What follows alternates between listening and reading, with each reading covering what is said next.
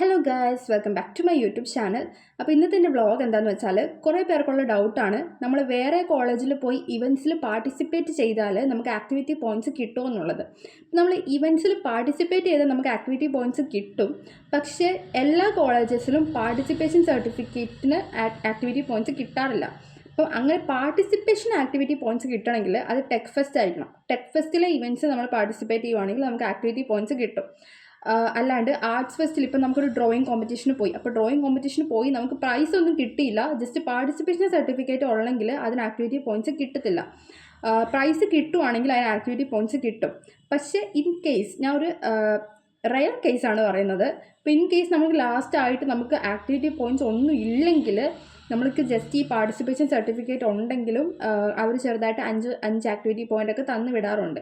അപ്പം participation certificate നിങ്ങൾ collect ചെയ്ത് വെക്കുക. അപ്പോൾ ഒന്നും കിട്ടിയില്ലെങ്കിൽ, പ്രൈസ് കിട്ടിയില്ലെങ്കിലും ആ സർട്ടിഫിക്കറ്റ് നിങ്ങൾ കളയണ്ട, ജസ്റ്റ് എടുത്തു വെച്ചേക്കുക, കാരണം അതിന് വാല്യൂ ഉള്ളതാണ്. അപ്പം ഇങ്ങനെയാണ് ആർട്സ് ഫെസ്റ്റ് ആൻഡ് ടെക് ഫെസ്റ്റിൻ്റെ വരുന്നത്. ടെക് ഫെസ്റ്റിൽ നിങ്ങൾ ജസ്റ്റ് പാർട്ടിസിപ്പേറ്റ് ചെയ്താൽ നിങ്ങൾക്ക് ആക്ടിവിറ്റി പോയിൻറ്റ്സ് ആ സർട്ടിഫിക്കറ്റിൽ നിന്ന് കിട്ടും.